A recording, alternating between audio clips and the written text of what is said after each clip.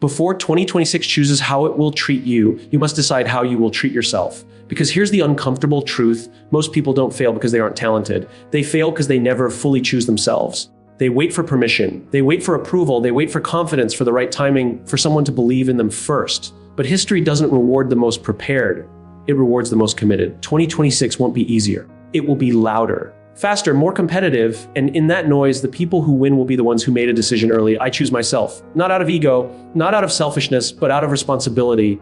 Let me show you what that decision really looks like. Choosing yourselves with responsibility, not blame, not guilt, responsibility. That word alone makes many people uncomfortable because it removes their favorite escape route.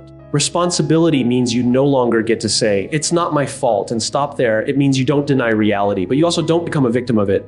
You acknowledge what happened, you acknowledge what you can control, and then you move. That's where power lies. When something is wrong, most people instinctively look outward. They ask, who failed me? Was it the economy, the system, my parents, my boss, my partner, my past, my country, my timing? And sometimes those answers are valid. Life is unfair. People do betray you. Systems do break. Opportunities are not distributed equally. All of that is true. But here's what's also true: focusing on who failed you doesn't move you forward. It might explain your pain, but it never builds your future. High performers ask a different question. They ask, what's mine to own? Not because they caused everything, but because ownership creates options. The moment you take responsibility, you gain the right to act. As long as it's someone else's fault, your hands are tied. Responsibility untees them. There's a powerful concept in psychology called internal locus of control. Research from Stanford and other institutions shows that people who believe they have influence over outcomes are significantly more likely to succeed in their careers, maintain better health, and step into leadership roles.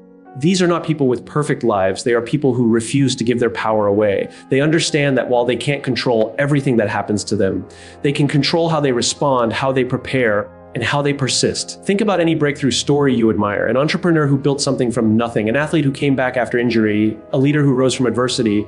Strip away the details, and you'll find the same turning point every time. There was a moment when that person stopped waiting for conditions to change and decided to change themselves. They didn't wait for permission. They didn't wait for fairness. They didn't wait for confidence. They took responsibility before they felt ready. Responsibility doesn't mean being harsh with yourself. It doesn't mean carrying shame or replaying mistakes endlessly. In fact, guilt keeps you stuck in the past. Responsibility pulls you into the present. It sounds like this: this is where I am. This is what I have. This is what I can do next. That mindset alone separates people who stagnate from people who grow. Consider two people who lose their jobs. One says, "The company ruined my life. The market is terrible. There are no opportunities." The other says, "This happened. I didn't want it, but what skills do I need now? Who can I reach out to? What's my next move?" Same event, completely different futures. The difference is not luck. It's responsibility. You don't choose yourself by pretending life is fair. That illusion collapses quickly. You choose yourself by saying, even if it isn't, I'm still responsible for my next move. That sentence is quiet, but it's revolutionary. It means you stop outsourcing your future to circumstances. It means you stop waiting for someone to save you. It means you stop negotiating with reality and start working with it. Responsibility is power because it restores agency. The moment you own your life, you regain control of it. Control doesn't mean certainty, it means direction. You may not know exactly how things will work out, but you know who is driving, and that changes everything. Look at people who feel stuck for years. Often it's not because they lack ability, it's because they are stuck in blame loops. They replay old stories. If only this hadn't happened. If only they had supported me. If only I'd been given a chance. Those stories may be true, but they are also prisons. Responsibility doesn't erase the past, but it prevents the past from deciding your future. Taking responsibility also builds trust with yourself and with others. When you own your actions, people know where they stand with you. Leaders who say, "This part is on me," earn respect. Individuals who admit mistakes grow faster. And most importantly, you begin to trust yourself again because you know you won't abandon yourself when things get hard. There's a subtle shift that happens when you fully accept responsibility. You stop asking, "Why is this happening to me?" and start asking, "What is this trying to teach me?"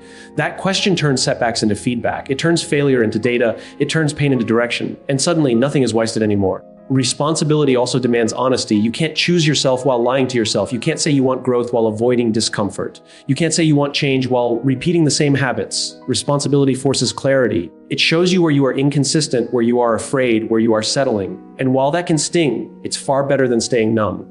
In real life, choosing responsibility might look small at first.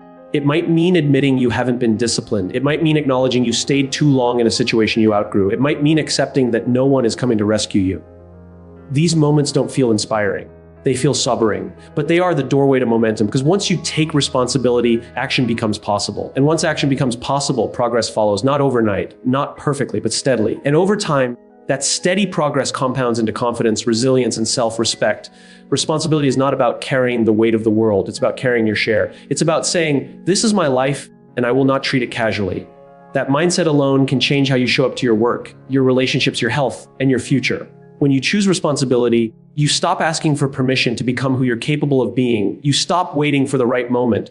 You stop negotiating with excuses. You stand where you are with what you have, and you move forward.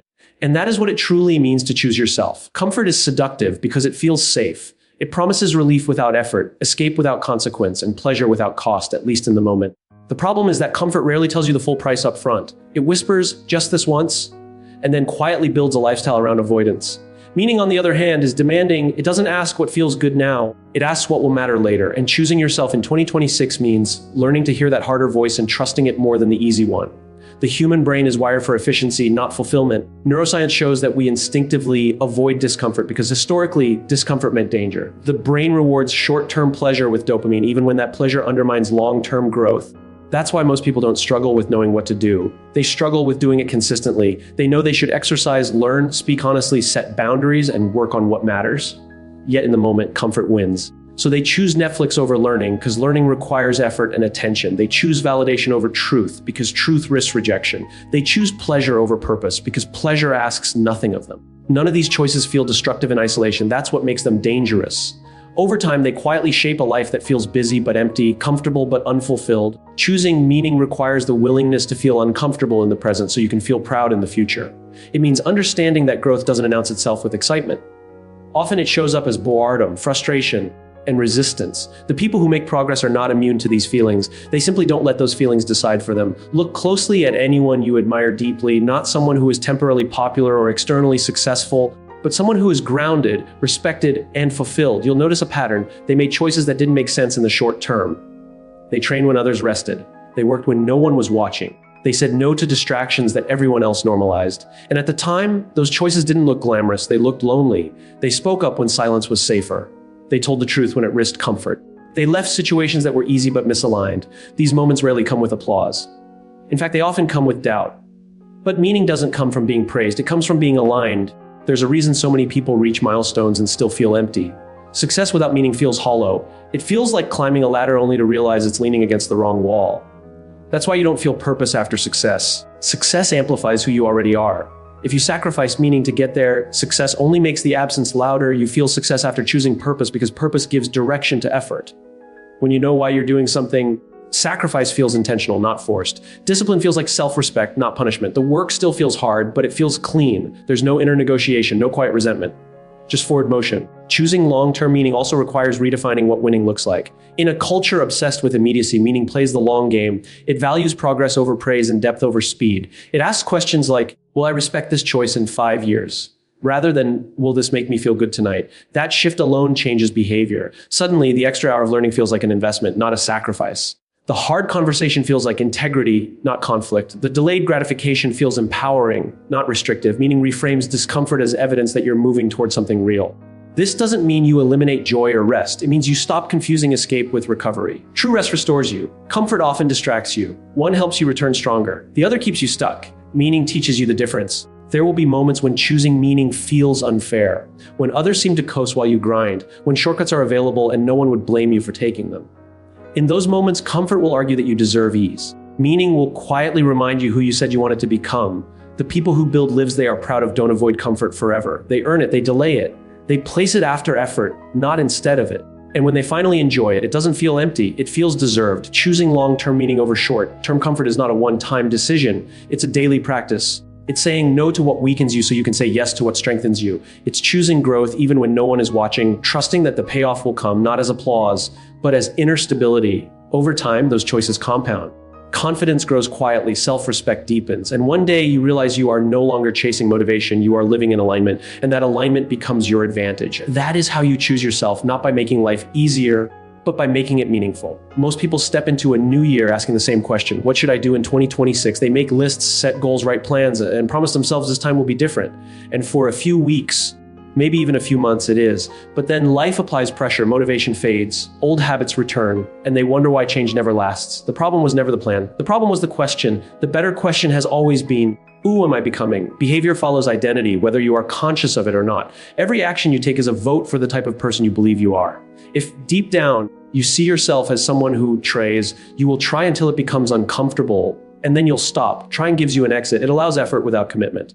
But if you see yourself as someone who doesn't break promises to themselves, everything changes. Quitting stops being an option because it would violate who you believe you are. This is why so many people fail even when they know exactly what to do. They are trying to build new behaviors on top of an old identity. They want new results without becoming a new version of themselves. And that never lasts. Studies in behavioral psychology consistently show that identity-based habits are far more sustainable than goal-based ones are temporary. Identity is permanent. A goal gives you a target. An identity gives you a standard. Think about how people talk to themselves. They say, I'm not a morning person, and then wonder why waking up early feels impossible. They say, I'm bad with money, and then act surprised when they overspend. These aren't facts. They are identities. And once you adopt them, your behavior works hard to stay consistent with them. The brain craves alignment. It will always try to act in ways that confirm who you believe you are. That's why small shifts in language can create massive shifts in behavior. Don't say, I want to get fit. That's a wish, not an identity. Say, I am someone who respects my body. That identity changes how you eat, how you sleep, how you move, and how you recover. You don't have to debate every decision. You already know what someone who respects their body would do. Don't say, I want success. Success is vague and external. Say, I am someone who finishes what they start. That identity shows up when things get boring, when progress is slow, and when no one is watching. Finishing becomes non-negotiable because stopping would feel like self-betrayal. When you choose your identity first, discipline stops feeling like force. It becomes alignment. You're no longer dragging yourself toward a goal you don't fully believe in. You're simply acting in accordance with who you've decided to be. The resistance fades because the behavior matches the identity. Look at people who seem effortlessly consistent. It's not that they have more willpower. It's that they've removed the internal debate. A runner doesn't wake up and ask if they feel like running. A writer doesn't wait to feel inspired to write. A professional doesn't decide daily whether to show up prepared. They don't rely on motivation because motivation is emotional and unreliable. They rely on identity. Identity also shapes how you respond to failure. When someone with a fragile identity fails, they say, this is who I am. They quit. But when someone with a strong identity fails, they say, that's not like me. Let me correct this. Failure becomes feedback, not a verdict. That's the difference between people who grow and people who repeat the same year over and over. Choosing identity requires honesty. You can't pretend to be someone you're not yet. But you can decide who you are becoming. Identity is not about perfection. It's about direction. You don't need to be flawless. You need to be consistent with your values. Each small action reinforces the identity, and the identity makes the next action easier. This is why change feels so hard at first. You're acting against your old identity. It feels uncomfortable because it's unfamiliar. But discomfort is not a sign you're failing. It's a sign you're rewiring. Every time you keep a promise to yourself, you strengthen the new identity. Every time you break one, you reinforce the old one. In 2026, the question isn't how many goals you can set. It's how many promises you're willing to keep. Identity is built in private moments, when no one is watching, when excuses are available, when quitting would be easy. Those moments decide who you become. You don't rise to the level of your goals. You fall to the level of your identity.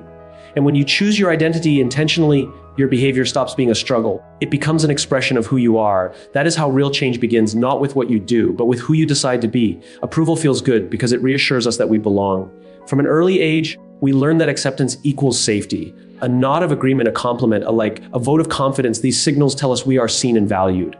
And there's nothing wrong with wanting that. The danger begins when approval becomes the primary driver of your decisions. When being liked matters more than becoming capable, growth quietly stops. Growth feels lonely at first because it often separates you from what's familiar. When you choose to grow, you start thinking differently, acting differently, and prioritizing differently. And not everyone will understand that shift. Some people will question it, some will mock it. Some will feel threatened by it. Choosing yourself means accepting that misunderstanding often comes before respect. Every innovator, every leader, every disruptor faced resistance before recognition. History is filled with examples of people who were doubted, dismissed, or criticized long before they were celebrated. New ideas rarely receive applause at birth. They receive skepticism. That's not a sign you're wrong. It's often proof you're early. Progress has a way of looking like rebellion before it looks like wisdom. Social psychology confirms that humans fear social rejection more than failure itself. Studies show that the pain centers in the brain activate more strongly from exclusion than from many physical threats. This fear is powerful enough to keep people silent when they should speak, small when they should expand, and comfortable when they should stretch. It's not that people lack ability. It's that they fear judgment more than stagnation. That fear shows up in subtle ways. People stay in roles that no longer fit them because they don't want to disappoint others. They hide their ambitions so they don't appear arrogant. They dilute their ideas so they don't stand out. They follow paths that feel safe rather than paths that feel true. And over time, the cost of that safety becomes regret. Choosing growth over approval means deciding that your future matters more than being immediately understood. It means trusting your internal compass even when external validation is absent. It means being willing to stand alone long enough to become someone others eventually follow. There's a paradox most people don't realize until later in life. The same people whose approval you seek today will often respect you tomorrow for having the courage to move without it. Respect grows from consistency, not consensus. People admire those who act with conviction, even if they disagreed with them at first. Courage has a way of reframing criticism into credibility. Think about anyone you respect deeply. Chances are they didn't ask for permission to become who they are. They made decisions that were unpopular. They took risks that were questioned. They endured seasons where support was minimal. But they kept going because their sense of purpose was stronger than their need for applause. You don't need everyone to understand you. That's an impossible standard. You need to understand why you won't quit. When your reason is clear, noise becomes manageable. Opinions lose their grip. You stop needing constant reassurance because you are anchored in something deeper. Growth also requires discernment. Not all feedback is equal. Some criticism is valuable. Some is projection. Some is fear disguised as advice. Choosing growth means learning the difference. It means listening without surrendering your direction. It means being open without being easily swayed. Loneliness in growth is often temporary. It's the space between who you were and who you're becoming. It feels empty because the old identity no longer fits and the new one hasn't fully formed yet. Many people turn back during this phase because they confuse loneliness with failure. But loneliness is often a sign of transition, not error. As you continue to grow, something interesting happens. The people who once questioned you either adjust or fall away. New relationships form, ones built on alignment rather than approval. You find yourself surrounded by people who don't need you to be smaller so they can feel comfortable. That's when growth stops feeling lonely and starts feeling expansive. Choosing growth over approval also builds self-respect. When you stop betraying yourself to keep others comfortable, you regain trust in your own voice. You no longer need constant validation because you know you are acting in alignment with your values. That internal confidence is quieter than approval, but far more stable.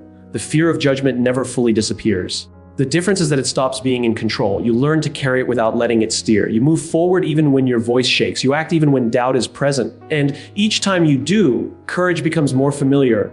Growth asks for patience. Approval is instant. Growth compounds. It doesn't always reward you quickly, but it rewards you deeply. Over time, the gap between who you were and who you've become becomes undeniable.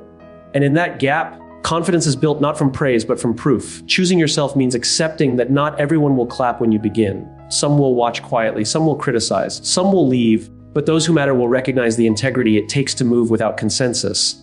You don't need universal agreement to move forward. You need clarity, you need conviction, and you need the willingness to grow, even when it costs you approval in the moment. Because in the end, it's not approval that builds a life you're proud of. It's growth. Motivation is emotional. It rises and falls with mood, energy, weather, praise, and circumstance. Some days it's loud and energizing, and on other days it disappears without warning. Building your life around motivation is like building a house on shifting sand. It feels exciting at the start, but it never lasts. Consistency, on the other hand, is structural. It doesn't depend on how you feel. It depends on what you've decided. The most successful people don't feel motivated every day. That's one of the biggest myths people believe. They don't wake up inspired, disciplined, and driven all the time. What they do have is a structure that carries them forward even when motivation is absent. They design their lives in a way that makes progress the default, not the exception. This is why systems matter more than willpower. Willpower is finite. It drains under stress, fatigue, and distraction. Systems reduce the need for willpower by removing decision-making. When the decision is already made, action becomes easier. You don't debate whether to show up. You simply follow the structure you've committed to. Research popularized by James Clear shows that small, repeated actions compound dramatically over time. The effect is often invisible in the beginning. Nothing seems to change. Results feel slow. And that's where most people quit. They mistake a lack of immediate reward for a lack of progress. But compounding doesn't announce itself early. It works quietly beneath the surface until one day the results look sudden to outsiders. But they weren't sudden. They were earned quietly. They were earned on ordinary days. On days without inspiration, on days when quitting would have been justified, on days when no one was watching and no applause was coming. That's where consistency is built. Choosing yourself in 2026 means keeping promises on those days. Not the days when you feel unstoppable, but the days when you feel average, tired, or unsure. It means doing the work when it feels small and insignificant. Because small actions repeated consistently are never small in the long run. One workout even when you don't feel like it. One page read when scrolling would be easier. One call you've been avoiding, one honest conversation that feels uncomfortable but necessary. These moments don't feel heroic, they feel mundane, and that's exactly why they matter. Greatness is rarely built in dramatic moments. It's built in repetition. Momentum isn't built in bursts. Bursts burn out. They create intensity without sustainability. Momentum is built in rhythm. It's built by showing up often enough that progress becomes part of your identity. Once something becomes part of who you are, it no longer feels heavy. It feels normal. Consistency also creates trust with yourself. Every time you keep a promise, even a small one, you send yourself a signal: I can rely on me. Over time, that trust compounds just like habits do. Confidence grows not from big wins, but from reliability. You start to believe in yourself because you've seen evidence day after day that you follow through. In contrast, broken promises erode self-trust. Each time you say you'll do something and don't, it weakens your internal credibility. That's why motivation feels harder to summon over time. It's not that you lack drive. It's that you've trained yourself not to believe your own intentions. Consistency repairs that relationship. It doesn't require perfection. It requires honesty. It's better to commit to something small and keep it than to commit to something big and abandon it. Consistency favors the realistic over the ambitious. It rewards patience over intensity. Another reason consistency matters is that it lowers the emotional cost of action. When something is habitual, it no longer feels like a decision. It's just what you do. You don't negotiate with it. You don't wait for the right mood. You move because the system moves you. This is why routines outperform resolutions. Resolutions rely on emotion. Routines rely on structure. One fades, the other endures. People who build routines don't wait for life to calm down. They design their habits to work inside chaos. Consistency also protects you from the highs and lows of external feedback. When you're consistent, you're less affected by praise or criticism. You're focused on process, not performance. That focus creates stability, and stability creates longevity. There will be days when progress feels invisible, when effort doesn't seem to pay off, when you wonder if it's worth it. Those are not signs to stop. They are signs that compounding is happening quietly. Most people quit right before the curve bends upward. Consistency is what keeps you there long enough to experience it. Choosing consistency over motivation is choosing maturity over impulse. It's choosing to trust systems more than feelings. It's understanding that success is not the result of extraordinary effort, but of ordinary effort repeated long enough. Over time, those small actions become your advantage. They separate you from people who rely on bursts of energy and abandon their goals when enthusiasm fades. They make progress inevitable, not optional. You don't need to do everything today. You need to do something again tomorrow and the day after that. That is how momentum is built quietly, repeatedly, relentlessly, and that is how you truly choose yourself. Perfection paralyzes because it whispers a lie that sounds like wisdom. It tells you to wait until everything is aligned, until you feel confident, until the conditions are ideal. And while you're waiting, life keeps moving. Opportunities pass quietly. Momentum fades. The problem with perfection isn't that it aims high, it's that it demands certainty before action, and certainty rarely comes before movement. Consistency, on the other hand, doesn't ask you to be flawless. It only asks you to show up again and again, and you don't need to be perfect to change your life. You need to be faithful to the process. Faithful means you act even when the results aren't visible yet. Faithful means you honor the commitment on days when the excitement is gone and the applause is silent. Most people fail not because they lack talent or intelligence, but because they confuse motivation with commitment.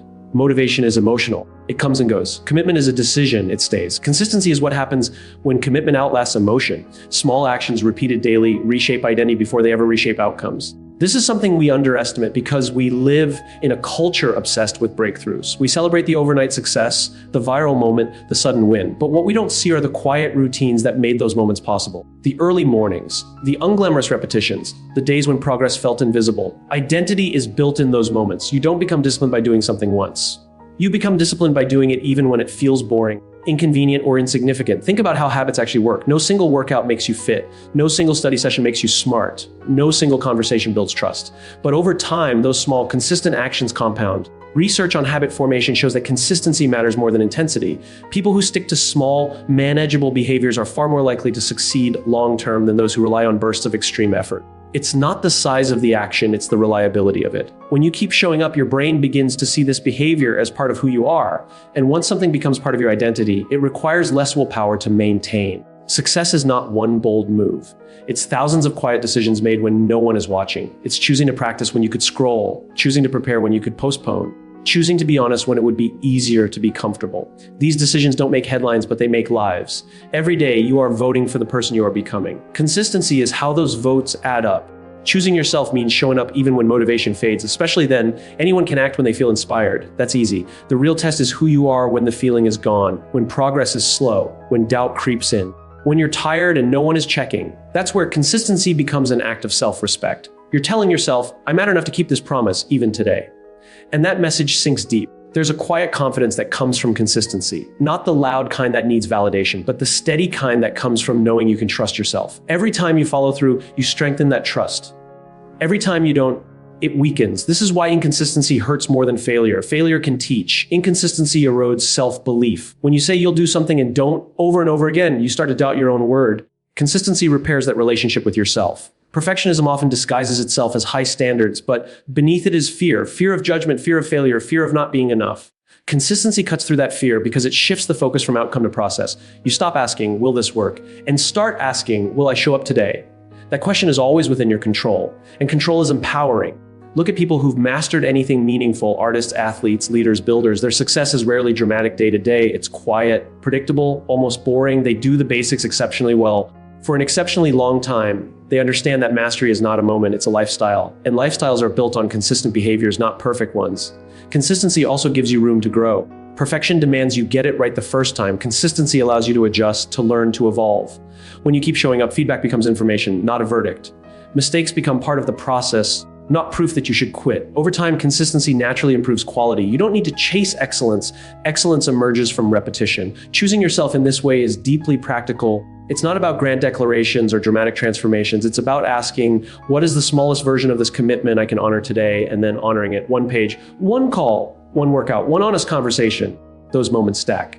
And one day you look back and realize you've become someone different, not because you were perfect, but because you were consistent. Consistency is self-respect in action because it proves that your goals aren't just wishes, they're priorities. It's how you say to yourself, I'm worth the effort even when it's hard. And that belief changes everything.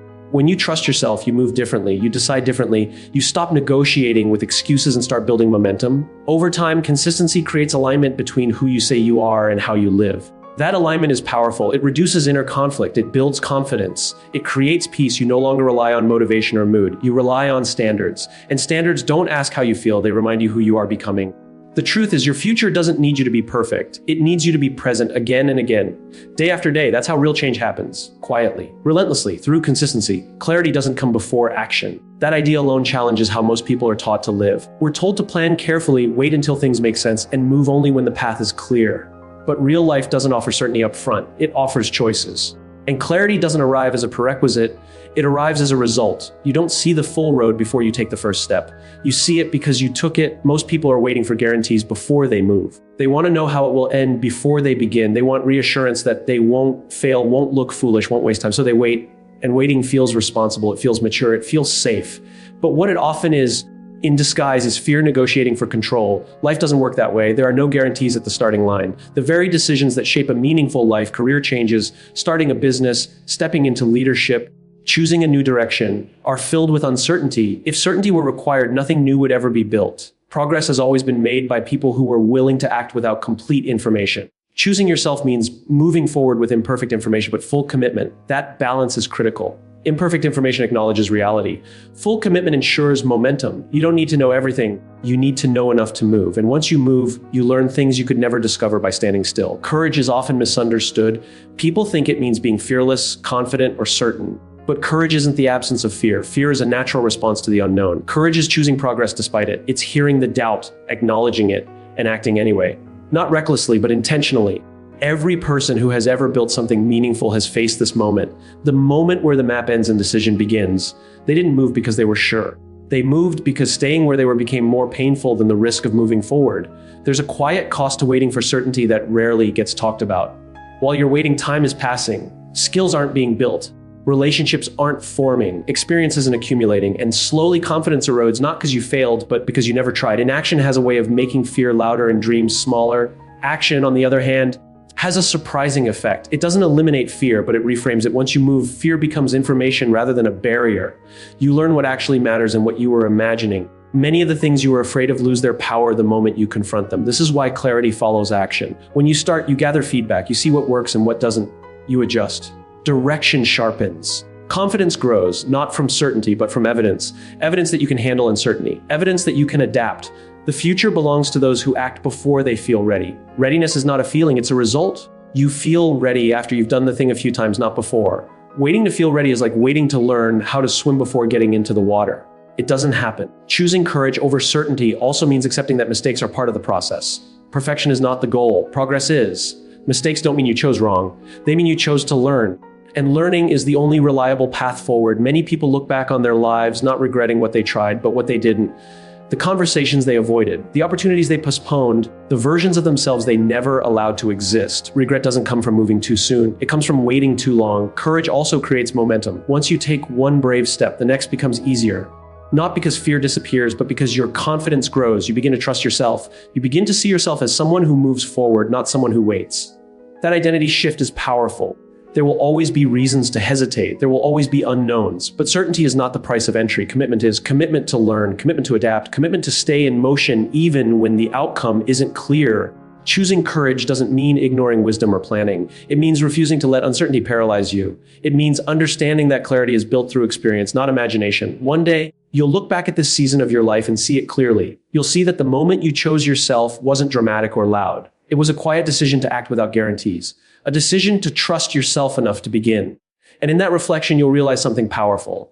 The moment you chose courage over certainty was the moment everything started to change. 2026 doesn't need a new version of you. It needs the real one, fully committed. No more waiting, no more shrinking, no more outsourcing belief. Choose responsibility, choose meaning, choose identity, choose growth, choose consistency, choose courage. Because when you choose yourself, you don't just change your year, you change your life. And that decision starts now.